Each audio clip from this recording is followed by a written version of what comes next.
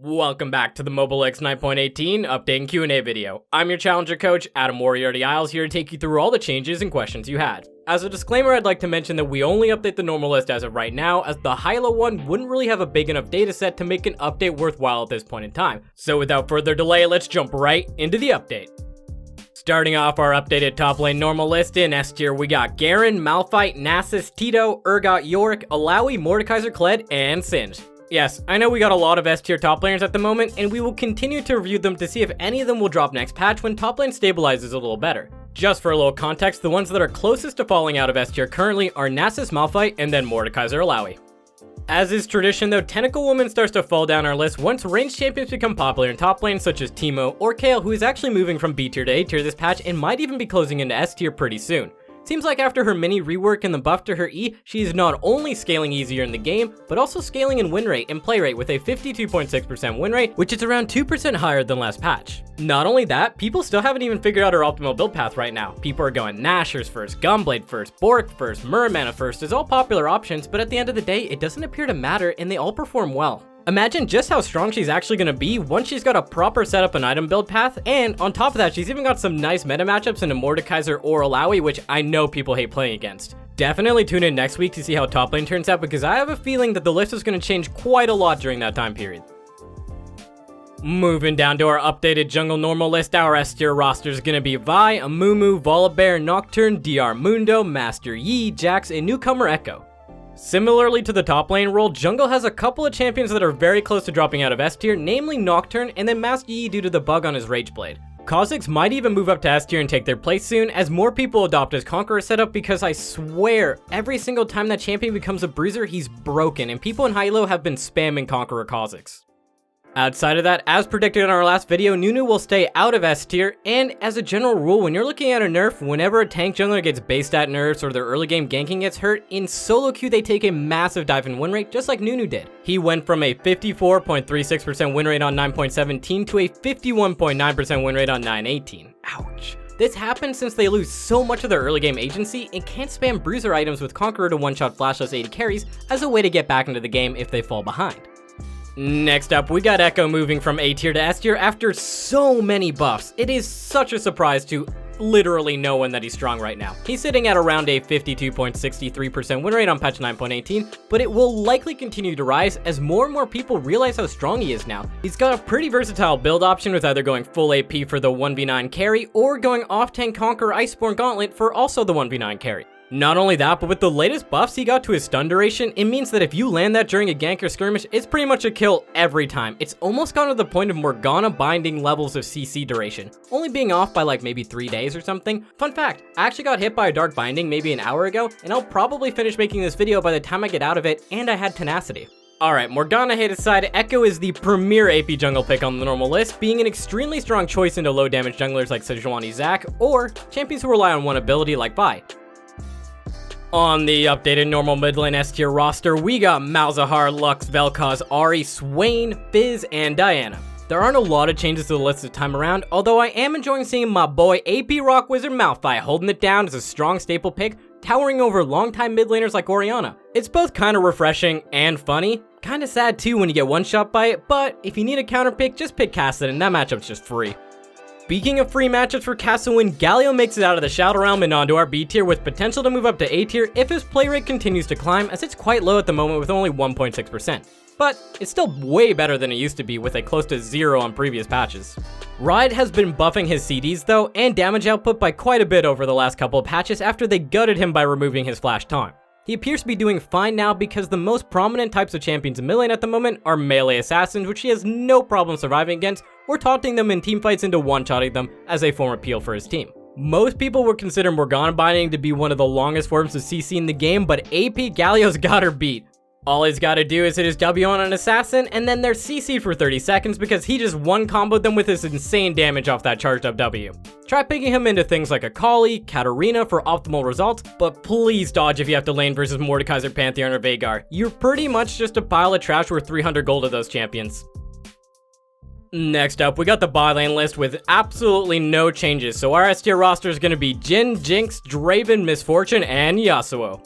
Zyra, as mentioned last patch, took a decent hit to her survivability with the nerfs to her RCD and the lower base armor, decreasing her win rate from 50.95% to 49.11%. She's still incredibly strong with Rakan, just less reliable and snowbally without him. So with no changes, I'm just gonna throw out some friendly advice that helps out both ADC mains and non-ADC mains play bot lane better. If you're autofilled to bot lane, either pick something like Misfortune, Jhin, or Ashe, or if you main something that can even remotely be played as a bot lane carry, just do it for the boys, do it for the lads, do it for the ladettes, and for the LP, of course. That's the most important part. I'm talking literally anything that remotely works. Karma if you're reckless, Janna if you're reckless, Sona if you're double it, Pantheon if you're sneaky. Something that you're comfortable with that you can be playing as a bot lane carry. For me personally, I'm gonna pick Orianna or Syndra since I'm a mid main. I actually have a much higher win rate playing Mage's bot than I do on traditional marksman. Kinda like Perks from G2, but I'm like way worse at Syndra and unable to play marksmen that aren't Jhin, so you know, we're pretty much the same thing. As for ADC mains off-rolling, I have only one favor to ask, and it's please don't pick Lee Sin jungle. Out of any of the off-roll combinations, surprisingly, ADC mains playing jungle has the worst chance of winning, and the most common champion they choose to achieve first place in this department is Lee. Lee Sin is a trap, ADC mains. I repeat, it's a trap. Do not pick it, it's not worth it. Now for the updated support list in S-tier, we got Zyra, Brand, Soraka, Janna, Nami, my boy Swain, Pyke, and Nautilus. Nautilus makes it back to S-tier after being absent for a couple of patches now. This is going to make one guy in the YouTube comment section extremely happy, since I think he's posted Nautilus should be S-tier on every single tier list video since he fell out at 9.13. That would make it about 10 tier list videos in a row, so I applaud the commitment. Nautilus, though, currently doesn't have a lot of losing matchup. Mostly just Leona, Taric, Swain, or a skillful Janna. That's kind of rare, though. But more importantly, the ADC meta is very aggressive and burst-oriented at the moment, which has good synergy with his play pattern. Not only that, with Zyra RCD being increased, one of the ADCs he hated playing against the most is now much easier to deal with. Try picking him into things like Yuumi, Bard, or off-roll Thresh pickers for some freelo. Just remember to ban Morgana if you plan to blind pick him. We're now into the Q&A portion, and our first question comes from two people on YouTube who asked pretty much the same question. The first one is from 123 a bunch of times, and he asked Teemo S-tier ? Good joke. The second person is Johnny50, who said, Teemo S-tier? No, all the bronzies will think Teemo's OP and will play him. Why Mobalytics? Why? Alright, normally I'm pretty happy when people say they like my jokes and that, you know, it's nice to hear once in a while. But I'm being 100% serious about Teemo being S-tier. After his buffs came through where the maximum amount of stacks he can hold on his ultimate went up, that little rat's win rate went from 51.61% win rate to 53.12% win rate, and then when you combine that with a 92% pick rate, he has the highest win rate to pick rate ratio out of any of the top laners on the normal list in 9.18. But wait, there's more. He happens to also counter some of the most popular top laners on the normal list like Garen, Darius, Jax, Pantheon, and Alawi, just to name a few. His only noteworthy losing matchups are to Yorick, Dr. Mundo, and AP Rockman, but that's about it for the normal list. So keeping all of these numbers in mind, it's a good thing we're letting people gold and below know that, yeah, they should probably be picking Teemo. He's really strong right now, and he's pretty easy to pick up on. All you gotta do is sell your soul, and then right-click people down, and you'll probably get a bunch of kills. Our next question comes from Unseen Spy on YouTube, who asked, Jax average? Are you kidding me? Do you have any idea how hard it is to survive the early game as Jax? Short answer, yeah, I do know how hard it is to survive the early game on Jax. I watch a lot of Hashinshin in my spare time, so I'm very well versed on how easy it is to die in the early game on Jax. But kinda like champions like Kassadin, Jax scales really well with items. But unlike Kassadin, he comes online after one item and then turns Super Saiyan Earth Mode Edition once he hits 2 items. Also, as far as a champion's difficulty goes, in learning its kit, a weak laning phase doesn't make them harder, it just makes them a bad champion in some cases. Hypothetically, if Riot nerfed Nasus's armor to 0, which I don't know, maybe that'll happen one day, hope not. Cause at that point, his laning would be so bad he'd be unplayable. Does this make his kit harder to play though, is that the question? Should we mark him as a severe champion since he would be way too hard to actually win a game on? There's no way we would do that. He's actually such an easy to execute mechanical champion, and his playstyle and kit is so straightforward you could probably pick up and grasp his kit without reading his abilities in 1 to 2 games and figure it out as you play the game. Same thing with Jax though. Like, his abilities are so easy to comprehend that you couldn't even read them and probably still understand how he works. So the overall point I'm trying to make here is that because his kit is very straightforward, easy to execute, and easy to pick up, he's gonna be a relatively easy champion, and that's why we have the tier list rankings and the difficulty split up. The ranking is gonna tell you how easy it is for him to win, and the difficulties are gonna tell you how easy he is to pick up. Next up, we got a question from Ryze on Discord who says, obviously I'm a Ryze main. Where do you guys put my boy on the tier list and why? What are his weaknesses and his strengths? Oh boy, we got a Ryze picker here. So by now, a lot of you may know about my hatred for Ryze and solo queue to the point where I have a link on why not to play Ryze on my stream, which is at 1 p.m. PST on Wednesday, Thursday, Friday. I've also been an advocate of him being vastly overrated as a pro level pick since he held negative win rates in the pro scene over the last couple of years, unlike actually overpowered champions like Qiyana, Sylas, or Akali.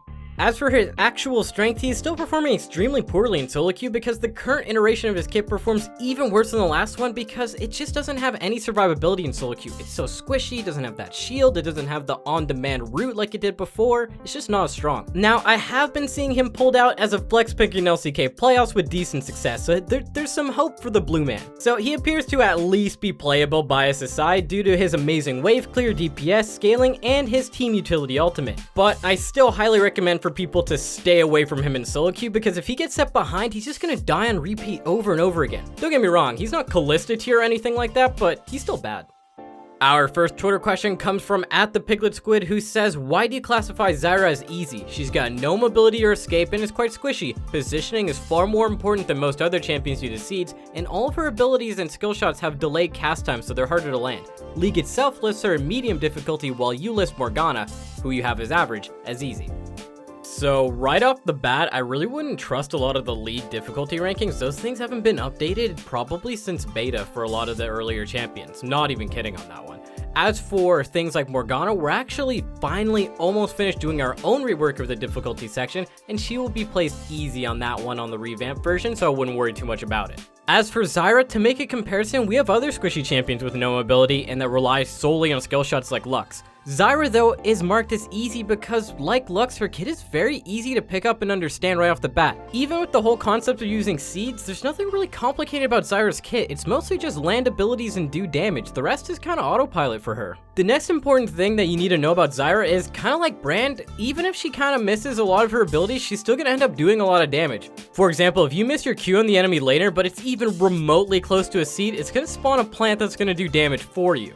The next topic I want to address though is how she positions in teamfights. Though it's true that she is a squishy champion that dies often in teamfights because it's difficult to position, she has a unique advantage from the fact that all she has to do is throw out every single one of her abilities, which takes like, I don't know, like 1 or 2 seconds max, and then she's gonna output more damage than her AD carry did in a teamfight even if she dies right afterwards due to the consistent DPS from the plants as well as the massive AoE damage from her ultimate. At the end of the day, what it comes down to is Zyra's kit is very easy to execute, straightforward, and very, very forgiving. Don't get me wrong, she's got a lot of skill expression, but that doesn't mean that people can't execute her at a very low level. And our last question comes from Instagram from Young Diet Water who asked, why isn't Renekton a mid pick? It's actually a pretty good question since he's been seeing a lot of mid lane play in competitive recently, especially over in the LCK. Not only that, Young Diet Water is a sick name, much respect. Back to the topic of Renekton mid though, it is important to pay close attention as to why he's being picked as a mid laner in competitive right now. He is just mostly used as a counterpick to things like Qiyana, Sylas, Aurelia, just smashing squishy melee champions, and he can be flexed to either top lane or mid lane, making it so that he can follow them around if they try and dodge the matchup. Just to keep it a little bit short, Renekton is not a mid lane champion, he is currently just being flexed to mid lane as a counterpick to certain mid lane champions. He by no means can be considered a staple mid laner and be there for an extended period of time because he's just gonna get smashed by actual mid lane champions like Cassiopeia and Syndra, for example, just because he can't really kill them or close the gap properly versus them. Now, don't get me wrong, if you see those juicy melee assassin matchups like the Fizz, like the Qiyana, the Zed, whatever melee assassin you want, Renekton's probably gonna smash it. Lock that guy in. But if you're blind picking Renekton mid and solo queue, because you're kind of gambling off not getting a rough range matchup and just conceding the entire early game, which is kind of the point of picking Renekton in the first place. If you're curious why he's not a mid laner, it's mostly that he just doesn't have the tools to contest mages, which are popular in mid lane. Well, that's not entirely right. If he gets the right jungle pressure and flashes on people, he can totally do it, but, you know, it's solo queue. We don't want to rely on that. Thanks for watching our tier list Q&A and update video for patch 9.18. And as always, if you have any questions, feel free to leave them in the comment section below, or go to our Discord server in the link provided where you can ping me in our tier list discussion channel. Don't forget to try out Mobalytics today at mobalytics.gg, and I'll see you summoners out on the Rift.